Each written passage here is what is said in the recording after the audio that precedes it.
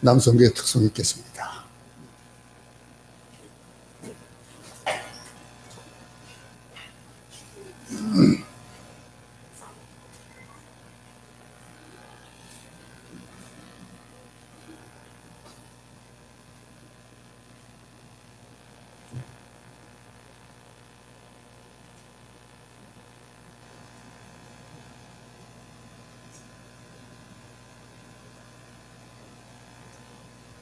좀 여보세요?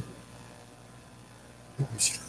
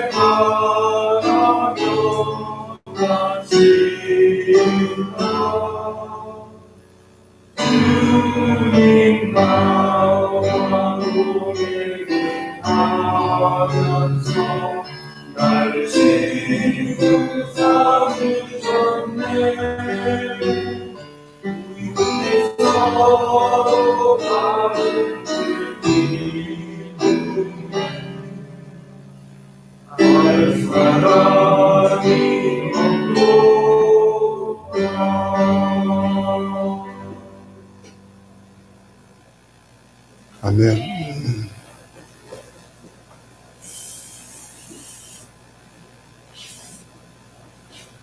성경 공부하겠습니다.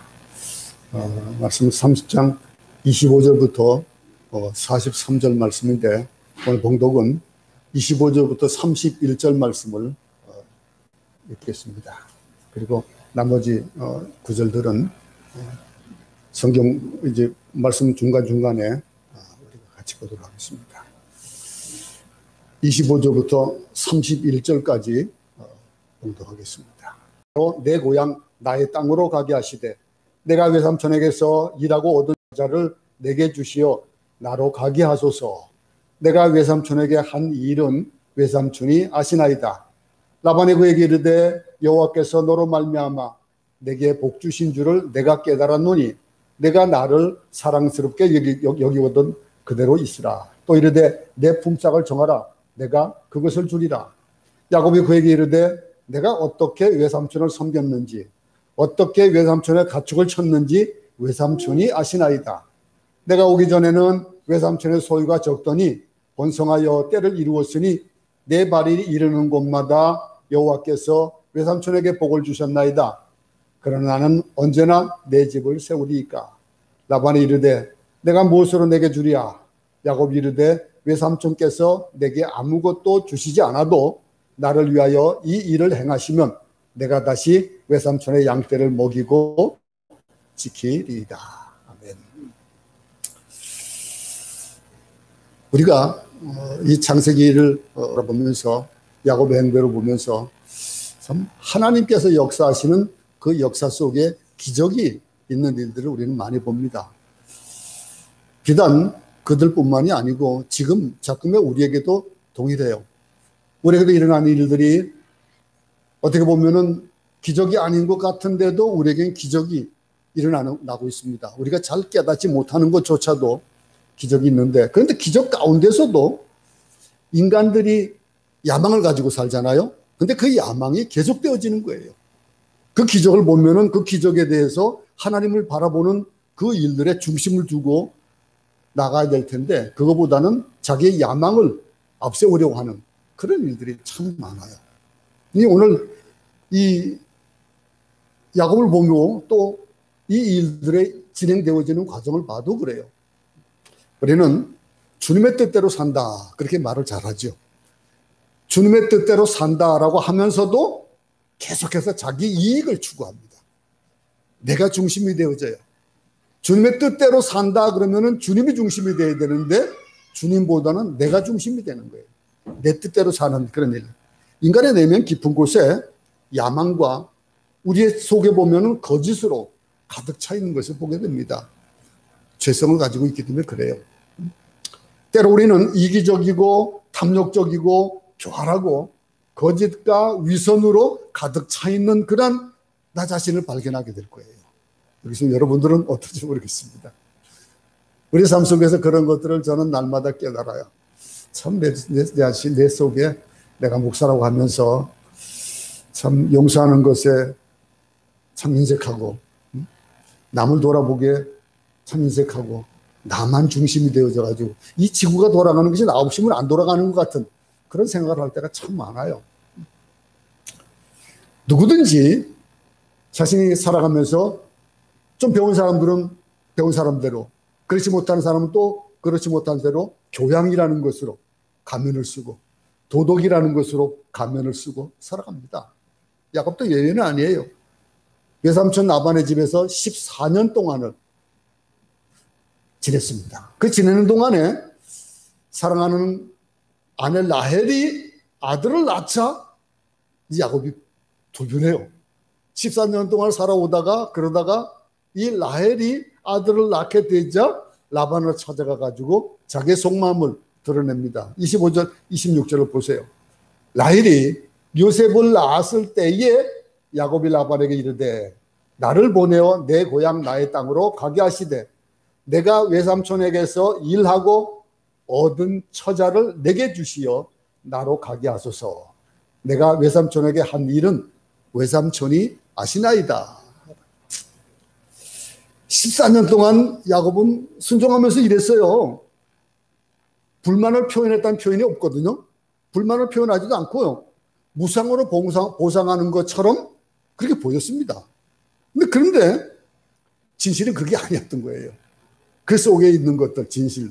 우리가 겉으로 내어놓는 것들, 우리가 보이는 것만 믿을 수 없는 이유가 그게 우리 인간들이 그래, 이런 속성을 가지고 있기 때문에 그래요. 한번 용서에 대해서 생각해 봅시다. 용서란 잊어버리는 것이거든요.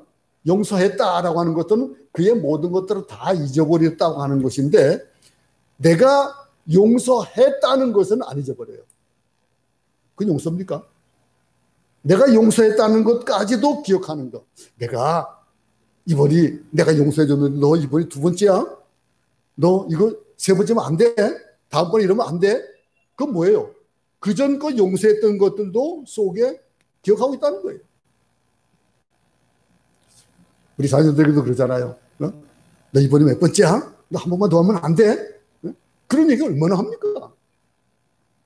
우리가 살아가면서 그 진정으로 용서하지 않았다는 것을 의미하잖아요. 우리가 반항하지 않고 순종하며 살았다고 생각하는 것의 이면에는 오늘 야곱을 보듯이 순종한 것이 아니고요. 분노를 참은 거예요. 꼭 내려 참은 거예요. 그걸 기다리면서 살아왔던 삶이 있었던 거예요. 야곱의 삶이 그랬던 거예요. 우리도 그래요. 누구나 다 마찬가지잖아요. 그러죠? 그렇게 차츰차츰 쌓여간 분노가 어느 날 더 이상 못 참는 거예요. 폭발하는 거예요. 그 폭발할 때는요, 터지는 거예요. 터지는 거. 그냥 폭발하는 것이 그냥 정도가 넘쳐가지고 그냥 바로 그냥 뚝뚝 올라가는 것이 아니고 참고 그냥 뭉쳐져 있다가 어떻게 된 거예요? 그게 폭발하는 거예요. 그 폭발할 때는 그 폭발의 힘을 알잖아요. 그냥 폭발하는 그냥 넘쳐나는 것이 아니고 넘쳐나는 것과 폭발은 다르잖아요. 이게 불만이 그래요. 그렇게 이 야곱도 예외는 아니었던 거예요. 14년 동안 그는 분노와 억울함을 누리며 살았다라고 하는 것을 이 야곱의 얘기를 들어보면 알 수 있는 거예요. 그러다가 사랑하는 여자가 요셉이라는 아들을 낳았어요. 그러니까 어떻게 될까? 이제는 자신이 생긴 거예요.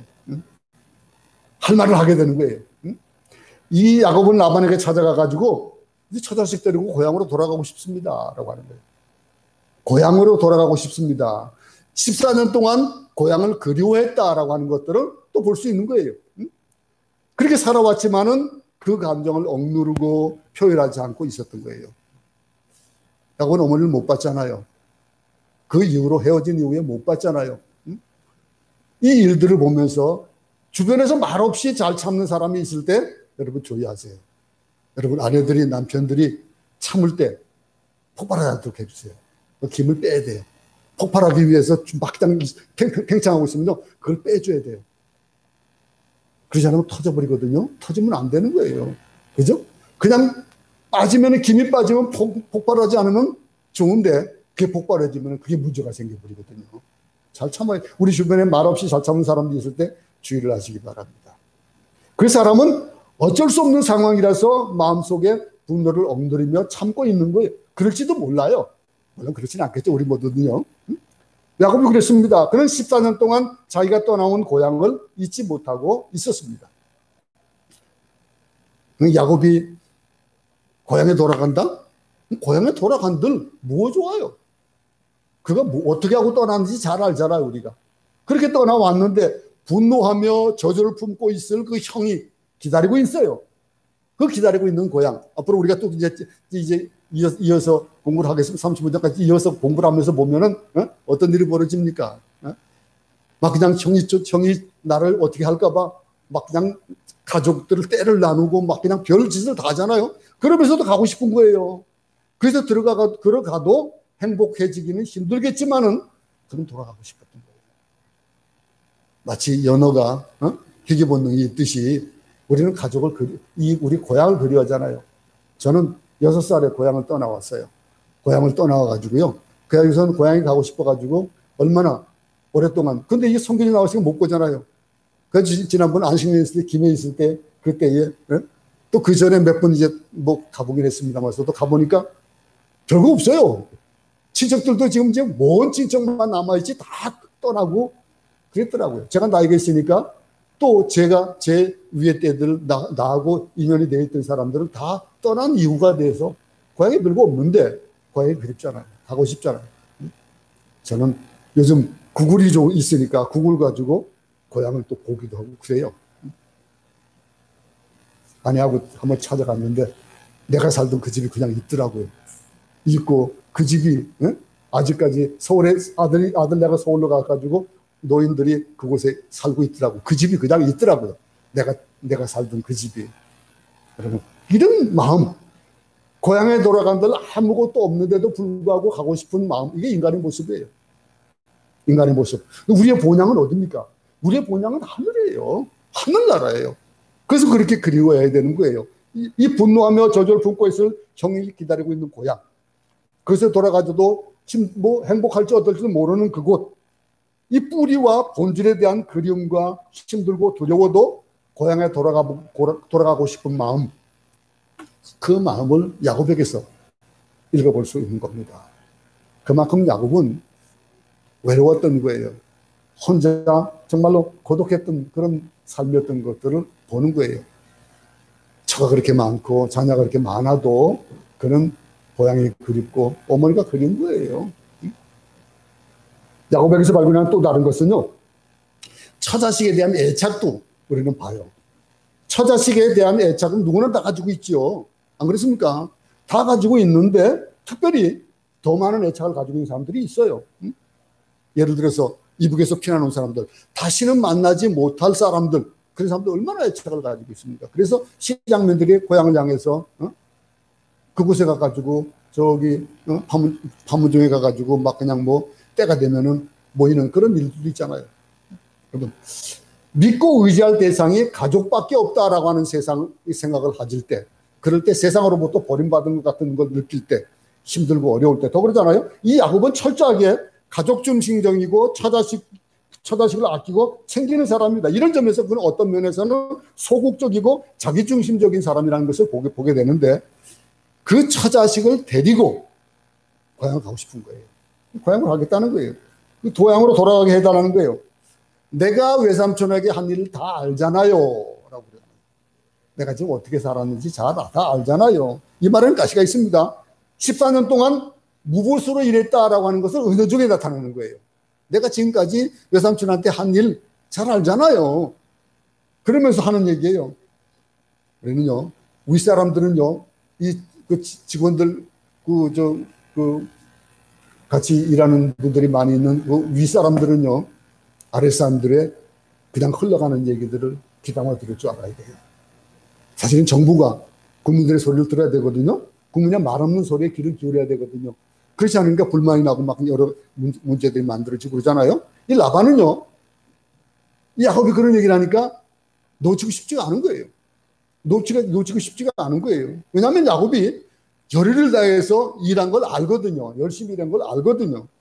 그러니 이 라반에게 있어서 야곱을 떠나보내는 것은 문제가 있는 거예요. 그 좋은 일꾼이기도 했겠지만은 그가 떠나면 함께 떠나야 될 누가 있습니까? 딸이 있고, 쇠손주들이 있는 거예요. 얼마나 제가 우리 손주들 이뻐하는지 잘 알잖아요. 그죠?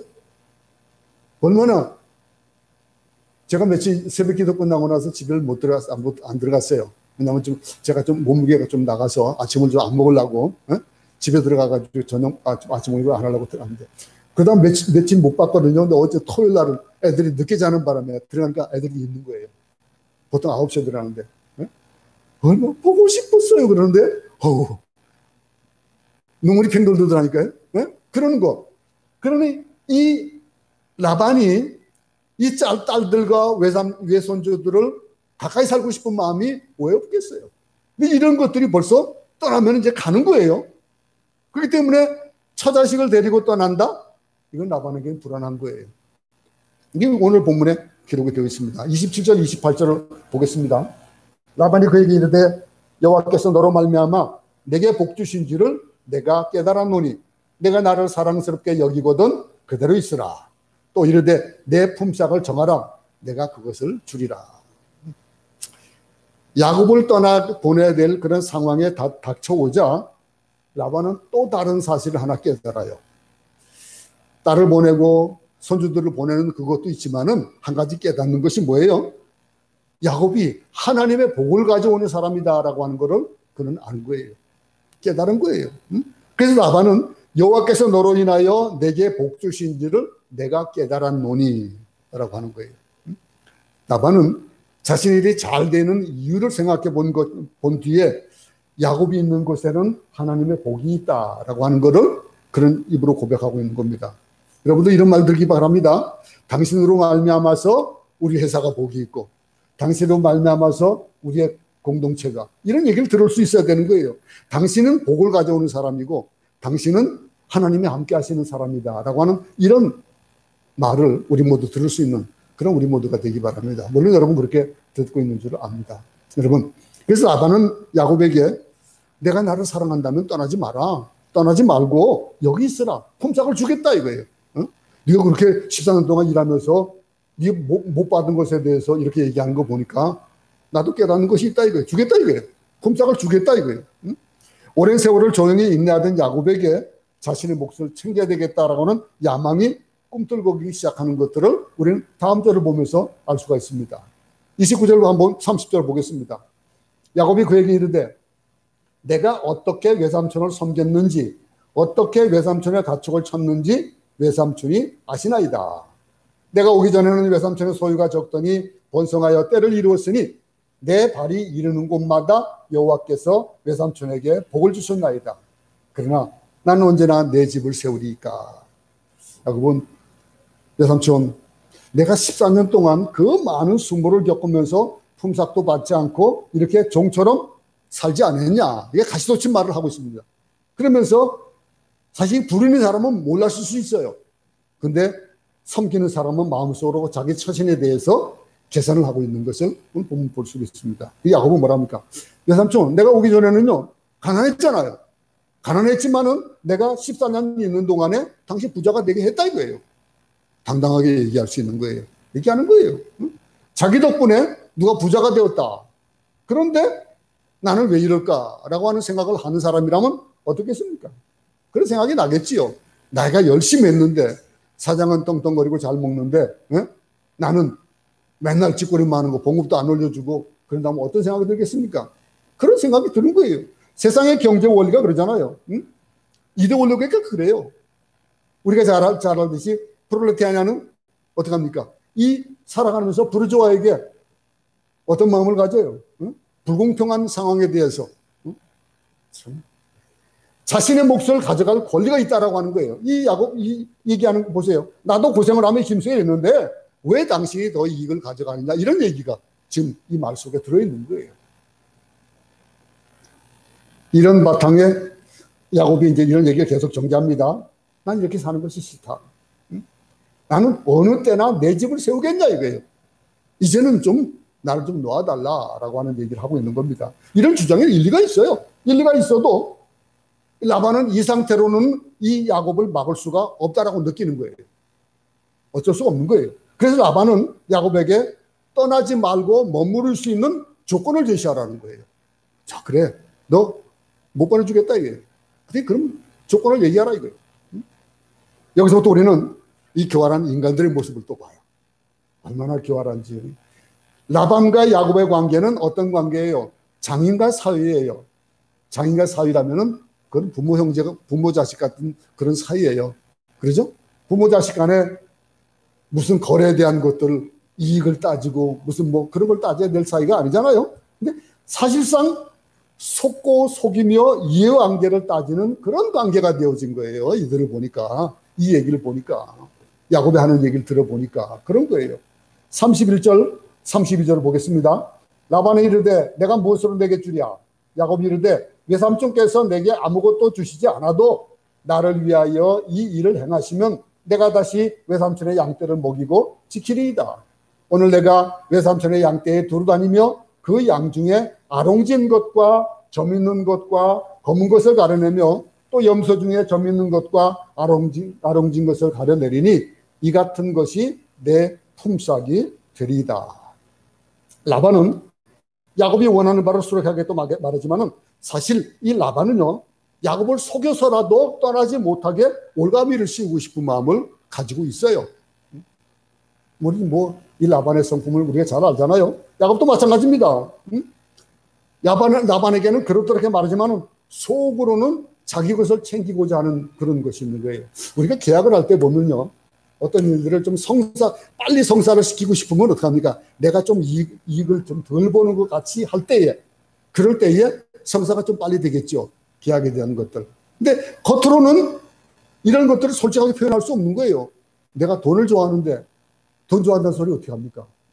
목사가 저 돈 좋아해요. 여러분 어떻습니까? 목사가 근데 나도 돈 좋아해요. 여러분 나에게 돈을 좀 주세요. 그럴 수 없잖아요. 그죠? 그럼 어떡합니까? 돈을 좋아한다고 말할 사람이 많잖아요. 근데 아는 척합니다. 돈 같은 거 싫어하는 거야. 싫어. 목사가 말이야 무슨 돈 많이 줘보세요. 저 용돈 줘보세요. 내가 좋아하는가 싫어하는가 보세요 한번. 좋아해요.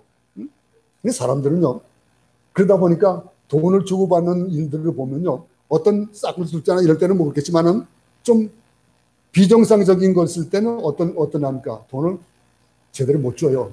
그냥 안 보이게 드러내지 않고 이거 주고받는 이런 모습들을 보게 되는 거예요. 야곱이 제안하는 조건은 아주 단순하고 아주 간단합니다.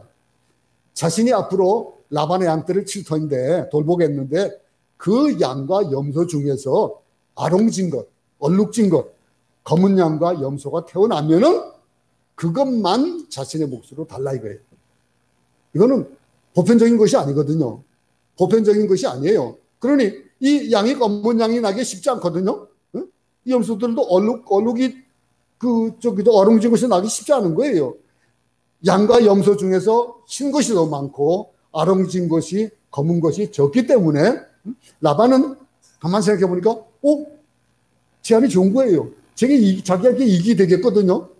그 일들이 그냥 가만히 두면 그런 나을 텐데 나중에 보면은 아주 웃기는 얘기를 35절 36절을 보면은 아주 재밌는 일을 합니다. 어쨌든 이 라반은 자신에게 이익이 되니까 그냥 선심을 쓰는 척하고 허락을 합니다. 야곱의 경우는요, 모든 것을 양보하는 것처럼 보였지만은 나름대로의 속셈이 있는 것들을 우리는 이어서 계속 볼 수가 있어요. 이런 모습이 우리 인간의 본래의 모습입니다. 목사라고 다르지 않아요. 누구에게나 다 똑같은 겁니다. 우리는 예수를 잘 믿는 척합니다. 선교사, 목사, 성도들보다 더 잘난 것 같고 잘하는 것 같은데 실질적으로 그렇지 못한 일이 얼마나 많은지 몰라요. 여러분, 우리 스스로 어떻다고 생각합니까? 우리는 내가 손해보고 남이 이득이 되는 이타적인 삶을 살아야 된다라고 하는 걸 잘 알지만은 이기적인 삶을 살 때가 참 많습니다. 이들이 그래요. 33절 한번 보겠습니다. 후일에 외삼촌께서 오셔서 내 품삯을 조사하실 때에 나의 의가 내 대답이 되리이다. 내게 혹시 염소 중 아롱지지 아니한 것이나 점이 없는 것이나 양 중에 검지 아니한 것이 있거든 다 도둑질한 것으로 인정하소서. 드러나는 말이 내 품삯을 조사하실 때에 아니 믿어야지 무슨 또 조사를 해. 그냥 있는 것도 다 나눠주고 해야 될 판인데 믿는 척하고 사랑하는 척하면서 실제로는 자기의 유익을 구하는 이런 모습들을 보게 되는 거예요. 우리 주변에도 겉으로는요 잘해주는 척 그러면서 뒤에서 힘들게 하는 관계가 없지 않아 있어요. 우리 인간관계들이 그런 게 있습니다. 34절 보세요. 라반이 이르되 내가 내 말대로 하리라 하고 그들은 서로 양보해주는 척하면서 속으로는 회심의 미소를 지었을 거예요. 라반이 회심의 미소를 지은 것을 우리는 또 이어서 볼 수 있는데 인간은 그러나 야곱이 얼마나 교활한지 계산적인 제안을 했는지 여기까지는 아직은 잘 몰라요. 그런데 이어서 보겠습니다. 35절 36절 한번 보겠습니다. 다 같이 한번 한 목소리로 읽어보겠습니다. 시작. 그날에 그가 숫 염소 중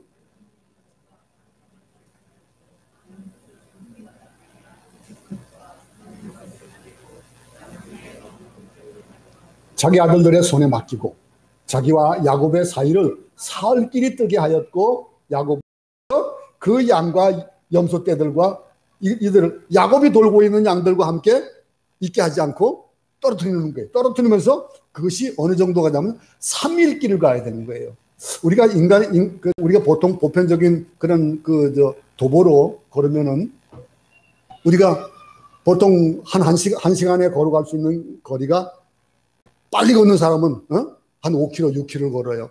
보편적인 사람은 한 4km, 5km 정도를 걷거든요. 한 시간에. 그럼 한 10시간을 걷는다 칩시다. 그 10시간을 걸으면은 길어야 많아야 한 5, 60km예요. 그죠? 50km, 60km. 그럼 느리게 가지고 40km로 합시다. 하루에 10시간 걸어가지고 40km를 가는 거라면은 그렇다면은 3일 길을 가면은 어떻게 되겠습니까? 어느 정도 걸은지 아세요? 이 정도 되면은 여기서 마닐라 거리예요. 마닐라까지 걸어가는 그 거리를 뛰어놓은 거예요, 지금요.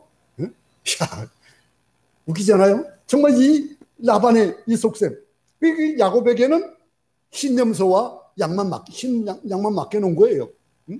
그러면 이런 모습이 우리의 모습일 때도 있어요. 우리의 모습이 그럴 수 있는 거예요. 우리도 라반처럼 그런 과정 속에서 말은 그렇다고 멋있게 하고 약속도 하고 그렇다고 합니다. 어떤 경우에는 이런 식으로 20년 또 30년 동안의 오랜 세월을 속고 속이는 그런 관계가 있을 수도 있다는 거예요. 양 중에서 아롱지거나 검은 것이 있어야 교미를 했을 때 얼룩지거나 아롱지거나 이런 검은 새끼가 나올 수 있잖아요. 근데 이걸 아예 원천적으로 떨어뜨려 놓는데 얼마나 힘들어요. 이 모든 이 얼룩지거나 아롱지거나 검은 그 새끼들 모두 다 가져버리고 이 야곱은 어떻게 해볼 도리가 없는 거예요. 이거는 그냥 세상적인 관점으로 보면 이제 끝난 거예요. 야곱은 가져갈 길이 없는 거예요. 그래서 야곱은 이런 가운데서도 포기하지 않습니다. 그 하는 행보들을 이어서 볼 수 있는 거예요. 불가능한 상황에서 이제 다시 시작을 합니다. 여러분, 우리가 참 어려운 시기를 맞고 있습니다. 이 어려운 시기에 그것을 돌아보고 지난 운동을 돌아보면서 그러면서 옛날에는 이러고 앉았다면 우리를 주저앉을 수밖에 없어요. 다시 시작할 수가 없어요. 인생을 다시 시작하는 그 일에 있어서 야곱은 아버지 집에서 쫓겨나서 방황을 하다가 하나님 만났습니다. 하나님 만났을 때에 그리고 그 인생을 다시 시작하는 거잖아요. 다시 시작하는 그 인생 속에서 그는 열심히 살았어요. 열심히 행했어요. 그러다가 한 여자를 만나가지고 사랑에 빠졌어요. 근데 결혼했는데 첫날밤을 지내고 보니까 다른 여자예요. 속았던 거예요. 장인에게 속아가지고 사기 결혼을 당했어요. 그리고 또 그는 계속해서 또 절망하지 않고 다시 시작을 했습니다. 근데 장인한테 또 속아요. 여러분, 근데 야곱은 포기하지 않고 다시 시작하는, 여기서 하나님의 사람은 계속해서 넘어지지 않고 오뚜기같이 다시 시작한다는 것을 우리는 배울 수가 있는 거예요. 사기를 당하거나 어려운 일을 겪습니까? 지금 사업하는 분들 힘들죠. 얼마나 힘들어요. 힘든 걸 잘 알아요. 여러분들이 살아가는 그 삶을 보면 왜 모르겠습니까? 근데 불가능한 속에서 하나님은 우리에게 또 시작할 시간들을 허락해 주신다는 것을 믿고 다시 시작할 수 있기 바랍니다. 37절 38절을 보겠습니다. 다 같이 한 목소리 읽어보겠습니다. 시작. 야곱이 버드나무와 살구나무와 신풍나무의 푸른 가지를 가져다가 그것들의 껍질을 벗겨 흰 무리를 내고 그 껍질 벗긴 가지를 양떼가 와서 먹는 개천의 물 구유에 세워 양떼를 장하게 하며 그 떼가 물을 먹으러 올 때에 새끼를 베니. 어떻게 해볼 방법이 없었는데 이제 불가능에 도전하기 시작하는 거예요. 말도 안 되는 일을 시작하는 겁니다.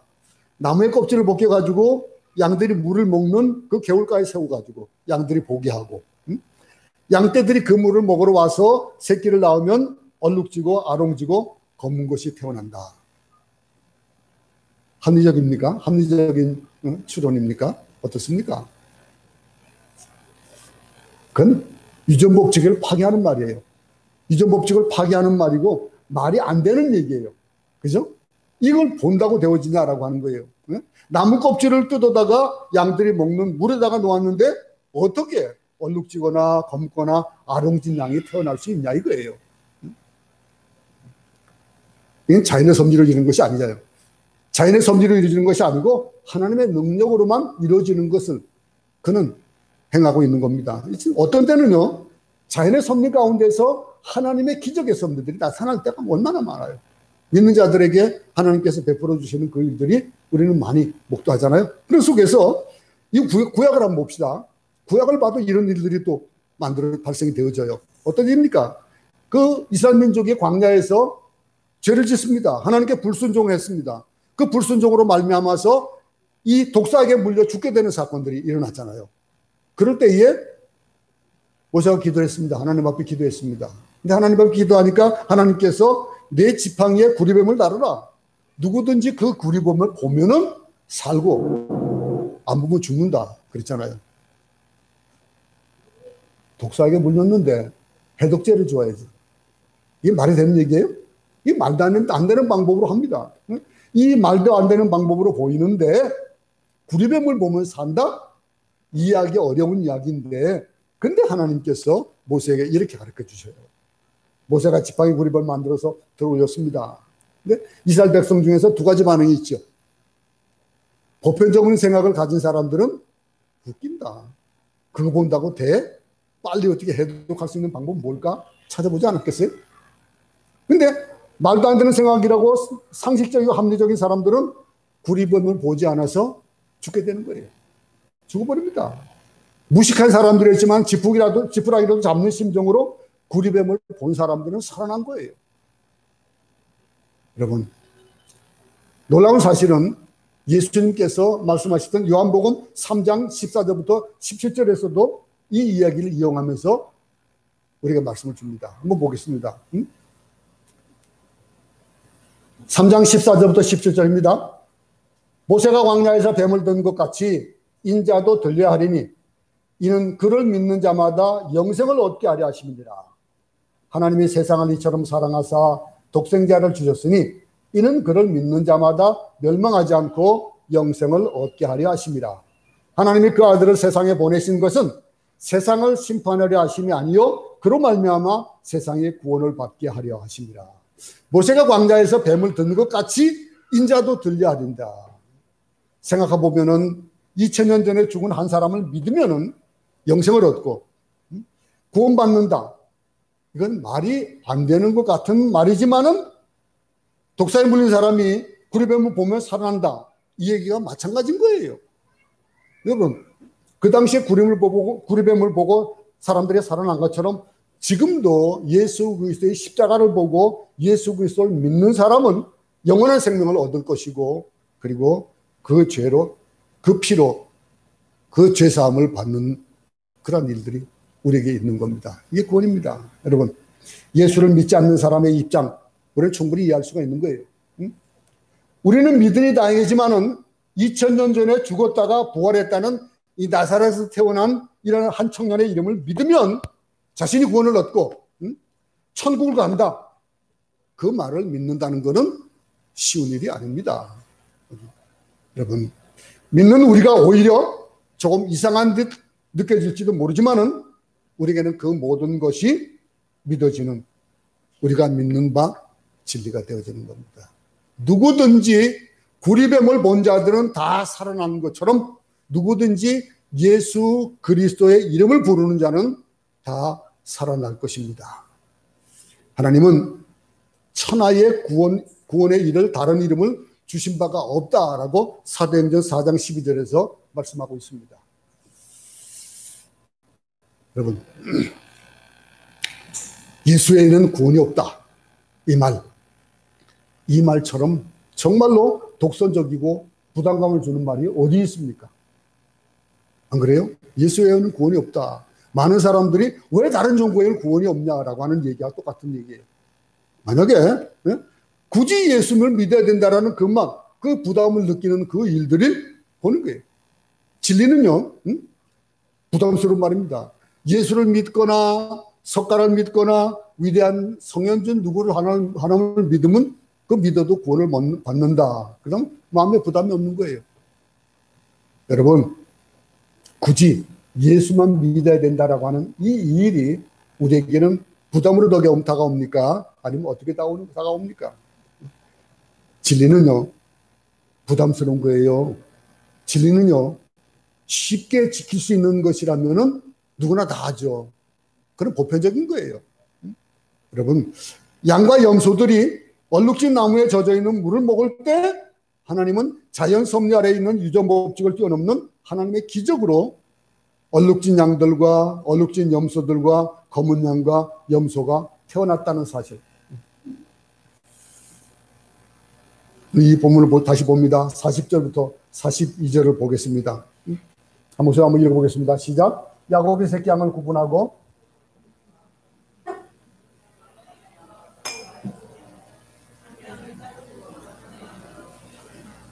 튼튼한 양이 새끼 뵐 때에는 야곱이 개천에다가 양떼의 눈앞에 그 가지를 두어 양이 그 가지 곁에서 새끼를 베게 하고 약한 양이면 그 가지를 두지 아니하니 그렇게 함으로 약한 것은 라반의 것이 되고 튼튼한 것은 야곱의 것이 된지라.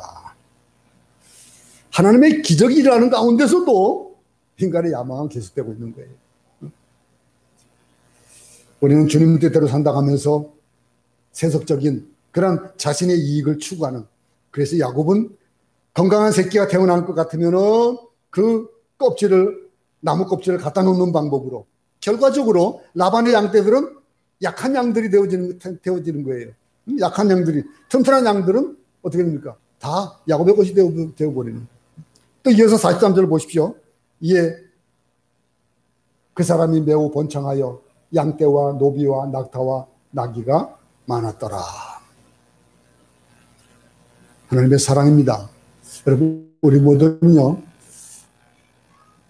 이 야곱이 보세요. 야곱같이 정직하지 못한 자. 야곱과 우리가 다릅니까? 우리도 정직하지 못한 자들입니다. 우리라고 뭐 더 잘났습니까? 야곱 참 왜 그렇지? 그렇게 얘기할 만합니까? 여러분들은 자신합니까?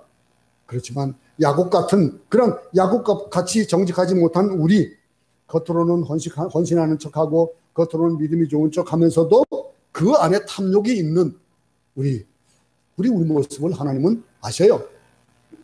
야곱의 그 모습을 아셨어요. 보셨지만은 하나님은 그럼에도 불구하고 하나님은 포기하지 않으시고 그에게 복을 주시는 이 모습을 우리는 본문을 봅니다. 버리지 않고 속아주시고 우리를 불러주시고 복을 주셔서 드디어 야곱을 변화시켜서 이스라엘로 만들어 주신 것처럼 우리를 세워주시는 그 하나님을 우리는 믿습니다. 여러분, 이 야곱을 보면서 정말 야곱과 같은 우리, 뭐 하나 내어놓을 것도 없는 참 부족한 우리지만은 하나님이 이렇게 날마다 우리를 채워주신다. 지난 한 해를 돌이켜보면요, 3월달부터 2월 중순 3월부터 이 일이 시작되어지면서 어떤 일이 벌어졌습니까? 평생 생각해보지도 않았던, 정말로 경험해보지 않았던 일들로 인해서 우리가 얼마나 어려움을 겪고 있습니까? 근데 그 속에서 우리에게 주시는 하나님의 은총이, 은혜가 끝난 것이 아니에요. 계속 되어지는 속에서도 우리를 지키시는 겁니다. 우리의 잘못으로 인해서 이 모든 일들이 벌어지고 인간들이 무지함으로 인하여서 벌어지는 이런 것들 속에서도 우리는 하나님 백성들은 이렇게 지켜주시는 거예요. 우리의 마음이 맑아가지고 하나님을 사랑할 수 있습니까? 아니잖아요. 우리가 욕심이 없기 때문에 하나님께서 우리를 선택해 주신 것이 아니잖아요. 정말로 죄악 많은 우리들, 욕심이 많은 우리들이지만은 하나님은 우리를 선택해 주셨고 우리의 하루하루를 복되게 하시는 이 하나님의 그 놀라운 은총을 우리는 감사하지 않을 수 없는 겁니다. 우리가 하나님의 기적을 보면서도 또다시 실수하는 인간이지만은, 그렇지만 하나님은 우리를 대제사장이신 예수님의 어깨와 가슴에 우리의 이름이 새겨진 보석을 품고 계신다. 우리를 그런 대제사장이 예수님의 어깨와 가슴에 보석처럼 품어주신다라고 하는 것. 이 하나님의 이 사랑을 생각하면서 예수 그리스도의 장성한 분량에 이르기까지 우리를 고치시고 변화시키시고 새롭게 하시는 그 은혜를 생각하면서 이 한 주간도 우리는 정말로 야곱과 같은 삶 속에서도 우리는 어떻게 하든지 하나님 기뻐하시는 삶, 아버지의 마음을 이해하는, 읽어가는 그런 삶을 살아가는 우리 모두가, 감사하는 우리 모두가 되어지기를 간절히 소원합니다. 하나님 아버지, 하나님의 사랑과 하나님의 신실함과 하나님의 약속을 인하여 감사를 드립니다.